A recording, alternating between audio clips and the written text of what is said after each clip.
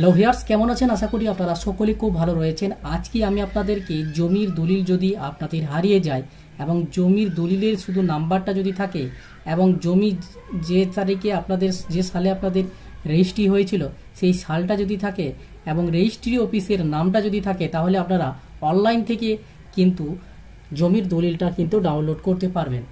তো কিভাবে আপনারা জমির দলিল ডাউনলোড করবেন সম্পূর্ণ পদ্ধতি এই ভিডিওটির মাধ্যমে আপনাদেরকে আমি স্টেপ বাই স্টেপ দেখাবো।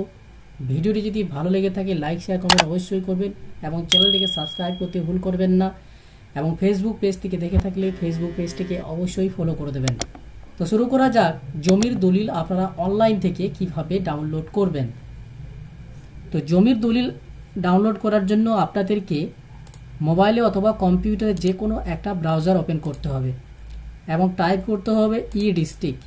ই-ডিস্ট্রিক্ট লিখে সার্চ করলে আপনাদের সামনে এরকম কিন্তু একটা অপশান খুলে যাবে, West Bengal e district applicant log in page. এই যে অপশানটা রয়েছে এই অপশানটাতে আপনাদেরকে ক্লিক করতে হবে। ক্লিক করার পরে আপনাদের কাছে ওয়েস্ট বেঙ্গল ই-ডিস্ট্রিক্টের যে অফিসিয়াল ওয়েবসাইট সেটা কিন্তু ওপেন হয়ে যাবে। এখানে যে অপশান রয়েছে লগ ইন উইথ ই-ডিস্ট্রিক্ট 2.0, এই অপশানটাতে আপনাদেরকে ক্লিক করতে হবে। এখন ই-ডিস্ট্রিক্ট 2.0 লঞ্চ হয়েছে, তাই কিন্তু এই ই-ডিস্ট্রিক্ট 2.0-তে আপনাদেরকে কাজ করতে হবে। তো ই-ডিস্ট্রিক্ট 2.0-তে যারা ফার্স্ট কাজ করবেন তারা কিন্তু প্রথমেই রেজিস্ট্রেশন করতে হবে।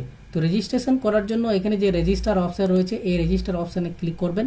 ক্লিক করার পরে এখানে আপনার first name, last name, email ID, mobile number, date of birth এবং একটা ইউজার নেম তৈরি করবেন, এবং ইউজার নেম তৈরি করার পর রেজিস্টার অপশানে ক্লিক করলে আপনার ইউজার আইডি পাসওয়ার্ড ক্রিয়েট হয়ে যাবে।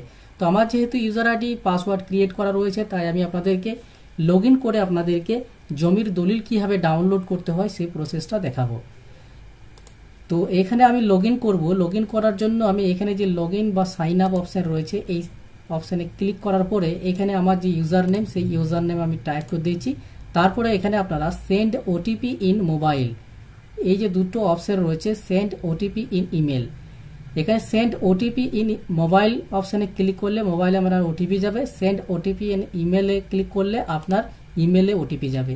তো আমার যেহেতু মোবাইলে আমি ওটিপি নেব তাই সেন্ড ওটিপি ইন মোবাইলে ক্লিক করলাম, এবং এখানে যে ক্যাপচা কোড দিয়েছে সেই ক্যাপচা কোডটা আপনাদেরকে দেখে দেখে বসাতে হবে।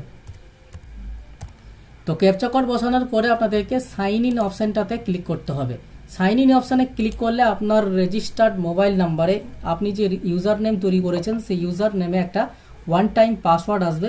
সেই পাসওয়ার্ডটা কিন্তু আপনাদেরকে এখানে টাইপ করে দিতে হবে। টাইপ করে দেওয়ার পরে এখানে সাবমিট অপশানটাতে ক্লিক করে দিতে হবে। সাবমিট অপশানে ক্লিক করে দেওয়ার পরে আপনাদের কাছে এরকম কিন্তু একটা পেজ ওপেন হয়ে যাবে। তো এখানে আপনাদেরকে ই-ডিস্ট্রিক্ট পোর্টালে কাজ করার জন্য এখানে যে ডান দিকে সার্ভিসেস অপশানটা রয়েছে এই সার্ভিসেস অপশানটাতে ক্লিক করতে হবে। সার্ভিসেস অপশানে ক্লিক করার পরে আপনাদের এখানে ফিল্টার্ড সার্ভিস বা এখানে প্রথমে ডিপার্টমেন্টে ক্লিক করে রাখতে হবে, এবং এখানে যে একটা অপশান রয়েছে এই অপশানে ক্লিক করে করে আপনাদেরকে এই অপশানে ক্লিক করতে হবে। ক্লিক করার পরে এখানে রেজিস্ট্রেশন অ্যান্ড স্টেম রেভিনিউ, এই যে অপশানটা রয়েছে রেজিস্ট্রেশন অ্যান্ড স্টেম রেভিনিউ, এই অপশানটাতে ক্লিক করতে হবে।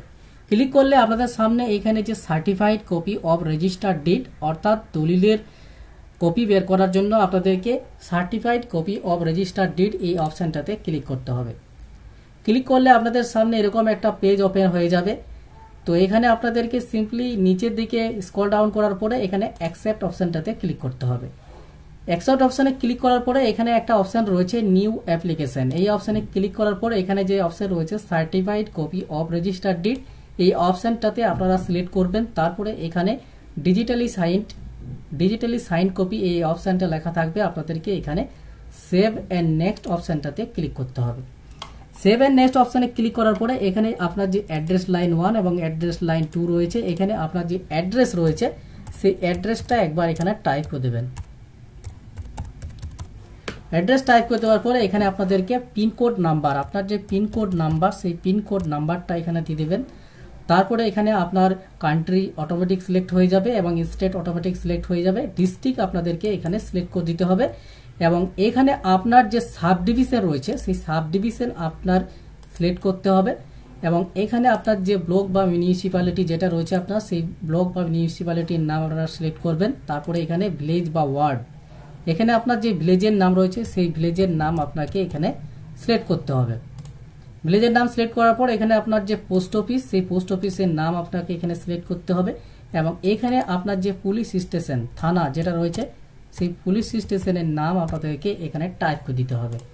তারপরে এখানে আপনার যে ডিড নাম্বার, এখানে আপনার যে দলিল নাম্বার, যে দলিল নাম্বারটি আপনি বের করবেন সার্টিফাইড কপি, সেই দলিল নাম্বারটা এখানে আপনাদেরকে টাইপ করে দিতে হবে। দলিল নাম্বার টাইপ করে দেওয়ার পরে এখানে আপনাদেরকে রেজিস্টার ইন বুক 1 লেখা থাকবে। এখানে যে রেজিস্ট্রেশন অফিস অর্থাৎ যে অফিস থেকে আপনার দলিলটি রেজিস্ট্রি হয়েছিল সেই অফিসের নাম আপনাদেরকে এখানে সিলেক্ট করে দিতে হবে। অফিসের নাম সিলেক্ট করে দেওয়ার পরে এখানে আপনার যে সালে রেজিস্ট্রি হয়েছিল জমির দলিলটা সেই সালটা এখানে আপনাদেরকে টাইপ করে দিতে হবে। সালটা টাইপ করে দেওয়ার পরে আপনাদেরকে এখানে সেভ অ্যান্ড নেক্সট অপশানটাতে ক্লিক করে দিতে হবে। সেভ অ্যান্ড নেক্সট অপশানে ক্লিক করে দেওয়ার পরে আপনাদের এখানে স্যালুটেশনে আপনাদের মিস্টার বা মিসেস MS জনাব MD যেটা রয়েছে সেটাকে সিলেক্ট করে দেবেন। তারপরে আপনার যে অ্যাপ্লিক্যান্ট সেই ফার্স্ট নেম আপনাদেরকে এখানে টাইপ করে দিতে হবে। তারপরে আপনার মিডিল নেম থাকলে মিডিল নেম দেবেন, না হলে লাস্ট নেম দেবেন যেটা দেবেন। তারপরে আপনার মোবাইল নাম্বার, আপনার একটা মোবাইল নাম্বার এখানে এন্টার করতে হবে। মোবাইল নাম্বার টাইপ করে দেওয়ার পরে এখানে আপনার যে ইমেল আইডি সেই ইমেল আইডিটা একবার এখানে টাইপ করে দেবেন।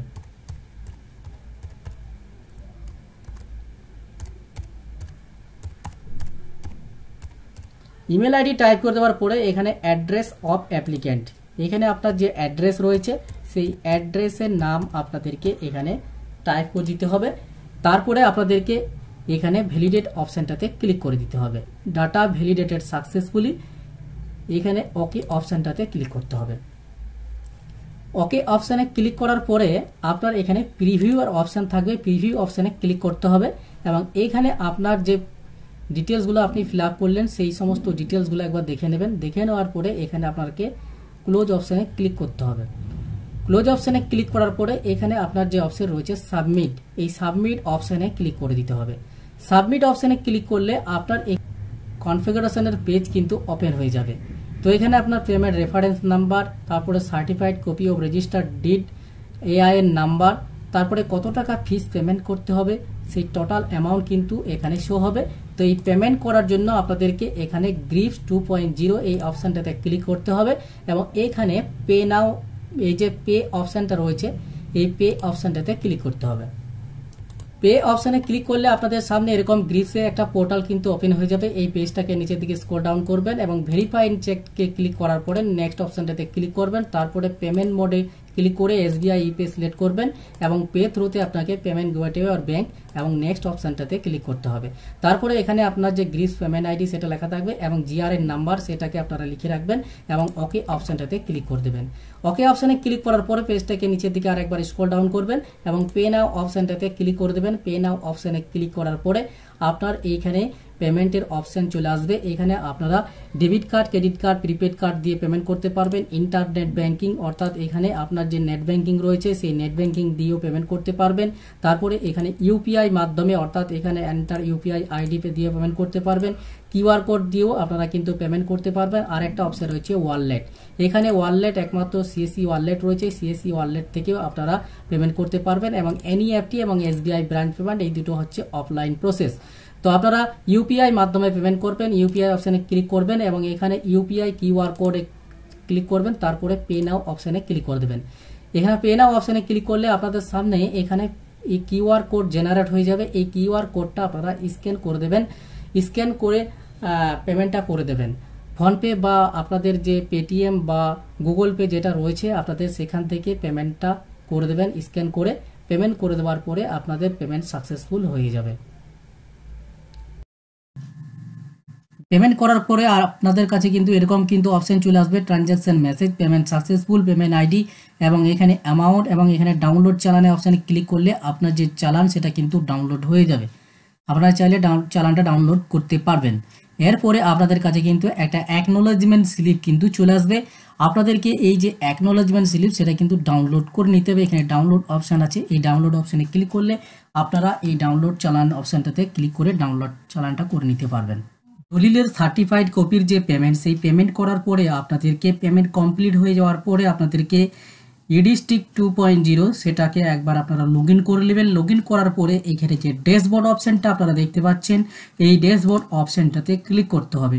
ড্যাশবোর্ড অপশানে ক্লিক করলে এখানে যে আপনারা যে সার্ভিসগুলো অ্যাপ্লিকেশন করবেন সেই সার্ভিসগুলো কিন্তু এখানে শো হবে এবং সেই স্ট্যাটাসে আপনাদের যেটা দেখাবে অ্যাপ্রুভ যদি হয়ে যায় আপনাদেরকে এখানে সার্টিফিকেট ডাউনলোড করার কিন্তু অপশান চলে আসবে। তো যে দলিলের আপনি সার্টিফাইড কপির জন্য অ্যাপ্লিকেশন করেছিলেন সেই সার্টিফাইড কপিটা দেখার জন্য আপনাদেরকে এখানে যে সার্ভিস নেম রয়েছে তার নিচে দেখবেন certified copy of registered did বলে লেখা থাকবে।